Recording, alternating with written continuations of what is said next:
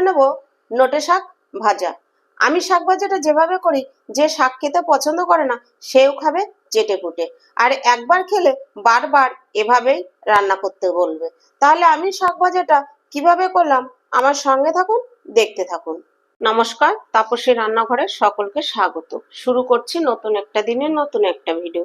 আজ আমি দেখুন একটা শাকের রেসিপি আপনাদের সঙ্গে শেয়ার করব।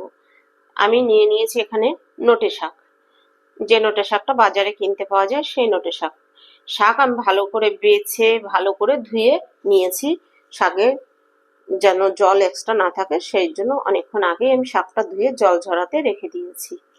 এবার শাক আমি কেটে নেব। শাক কাটার জন্য আমি থালা বটি নিয়ে নিয়েছি।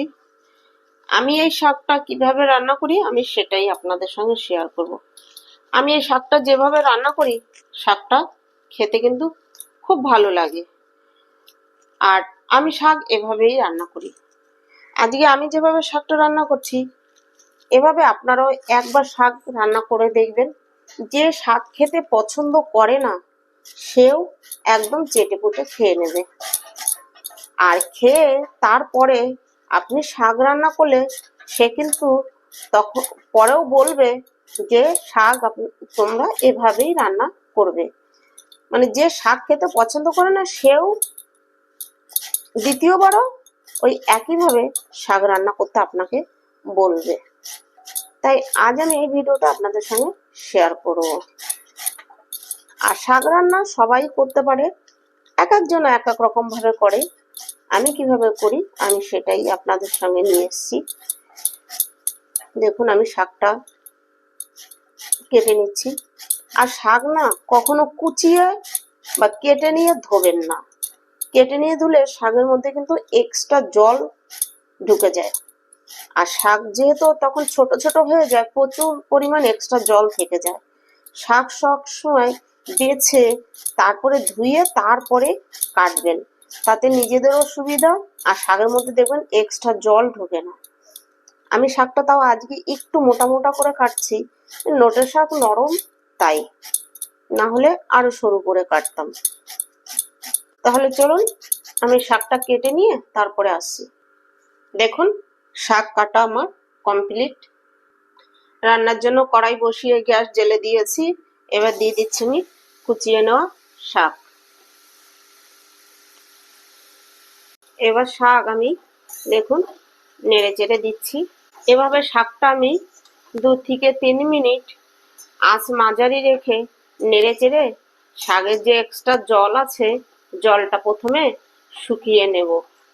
শাক আমি দেখুন নেড়ে চেড়ে 3 মিনিট আমি ভেজে নিয়েছি। এক্সট্রা যে জলটা ছিল সেই জলটা কিন্তু শুকিয়ে গিয়েছে। এবার এখানে দিয়ে দিচ্ছি আমি পরিমাণ মতো নুন। শাকের নুনের পরিমাণটা সবসময় কম দিতে হয়, নাহলে কিন্তু শাকের যে মিষ্টি ভাবটা সেটা কিন্তু থাকে না, নুন কাটা হয়ে যায়। এবার দিয়ে দিচ্ছি এখানে 5টা চেরা কাঁচা লঙ্কা। ঝালটা আপনারা আপনাদের পছন্দ মতন ব্যবহার করবেন। এবার এই কাঁচা লঙ্কা আর নুন দিয়ে আরো 1 মিনিট এভাবে আমি ভেজে নেব। দেখুন লঙ্কা আর নুন দিয়ে আমি আরো 2 মিনিট ভেজে নিয়েছি। এই দেখুন নিচে লেগে লেগে আসছে, তার মানে শাকে কিন্তু এক্সট্রা জল আর নেই। এবার আমি নামিয়ে নেব। শাক নামিয়ে নিয়ে কড়াই বসিয়ে দিয়েছি। এবার দিয়ে দিচ্ছি আমি তেল।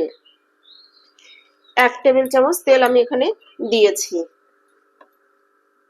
তেল গরম হয়ে গেছে, দিয়ে দিচ্ছি 3টে শুকনো লঙ্কা। শাক ভাজাতে এই শুকনো লঙ্কাটা দিলে শাক ভাজার সেন্টটা ভীষণ ভালো হয়। এবার এখানে আমি দিয়ে দেব মাঝারি সাইজের 2টো পেঁয়াজ, একটু মোটা মোটা করে কেটে রেখেছি পেঁয়াজ। আর শাক ভাজাতে আমার কাছে পেঁয়াজটা বেশি ভালো লাগে, তাই আমি পেঁয়াজটাই ব্যবহার করছি। আর আপনাদেরও আমি বলবো এই শাক ভাজাটাতে পেঁয়াজটা ব্যবহার করে দেখুন, আর পেঁয়াজের পরিমাণটা একটু বেশি দেবেন, তাতে টেস্টটা বেশি ভালো আসবে। আমি যে এইভাবে শাকটা ভাজি, এই শাক ভাজাটা ভীষণ ভালো লাগে খেতে। আমি অনেক রকম ভাবে শাক ভাজা খেয়ে দেখেছি, তবে এই শাক ভাজাটাই বেশি টেস্টি হয়। এভাবে শাক ভাজলে যারা শাক খেতে পছন্দ করে না তারাও একদম চেটেপুটে খাবে, আর আপনাকে বারবার এভাবেই শাক ভাজতে বলবে। তাহলে আমি পেঁয়াজটা হালকা বাদামি করে ভেজে নেব। দেখুন আমি পেঁয়াজ কিন্তু হালকা বাদামি করে ভেজে নিয়েছি। এই শাকের জন্য কিন্তু পেঁয়াজ বেশি লাল করে ভাজা যাবে না, এরকম হালকা বাদামি করে ভাজতে হবে, তাহলে শাক ভাজাটার টেস্ট ভীষণ ভালো হবে। আর যারা শাক ভাজাটা নিরামিষভাবে খেতে চান তারা পাঁচফোড়ন দিয়ে খেতে পারেন। এবার আমি এই পেঁয়াজ দিয়ে আরো 2 থেকে 3 মিনিট শাকটা ভেজে নেব। শাক আমি 2 মিনিট ভেজে নিয়েছি, আমি দেখে নিচ্ছি। দেখুন এখনো আর একটু ভাজা হবে। এভাবে শাক ভাজলে এই শাক ভাজাতেই কিন্তু ভাত খাওয়া হয়ে যাবে। আপনারা চাইলে এই শাক ভাজা দিয়ে কিন্তু রুটিও খেতে পারেন। আর এরকম শাক ভাজা সঙ্গে থাকলে, পাতে থাকলে আপনারা আমারই মতো মাছ মাংস সাইডে রেখে এই শাক ভাজা দিয়েই ভাত খেয়ে নেবেন, এটা আমি কথা দিতে পারি। এভাবে একবার শাক ভেজে করে খেয়ে দেখুন, ভীষণ ভালো লাগে। আর এই সমস্ত রান্নাগুলো, যে রান্নাগুলো আমি আপনাদের সঙ্গে শেয়ার করছি, এই সমস্ত রান্নাগুলো আমি শিখেছি আমার মায়ের কাছ থেকে। আমার মা ঠিক এই প্রসেসেই এই শাক ভাজবে, রান্না করবে। আমার মায়ের হাতে রান্না ভীষণ ভালো, আমি আমার মার থেকেই এই রান্নাগুলো শিখেছি। দেখুন আমি আরো 1 থেকে আরো 2 মিনিট আমি ভেজে নেব। আর আমার এই ভিডিওটা আপনাদের ভালো লাগলে লাইক, কমেন্ট, সাবস্ক্রাইব করুন। সাবস্ক্রাইব করে পাশে থাকা বেল আইকনটি প্রেস করে নোটিফিকেশনটি অন রাখুন। যখনই আমি এরকম নিত্য নতুন ভিডিও আপলোড করব, পৌঁছে যাবে সবার আগে আপনাদের কাছে। আমি আরো 1 থেকে 2 মিনিট ভেজে নিয়েছি। দেখুন নিচে লেগে লেগে আসছে। আমার শাক ভাজা কিন্তু কমপ্লিট। এবার আমি নামিয়ে নেব। এখানে আমি একটা প্লেট নিয়ে নিয়েছি, এবার এই প্লেট আমি নামিয়ে নিচ্ছি। দেখুন কতটা শাক ছিল, দেখুন আর রান্নার পরে কতটুকু হয়েছে। আমার এই ভিডিওটা ভালো লাগলে একটা লাইক আর কমেন্ট করুন, আর বন্ধুদের সঙ্গে শেয়ার করুন।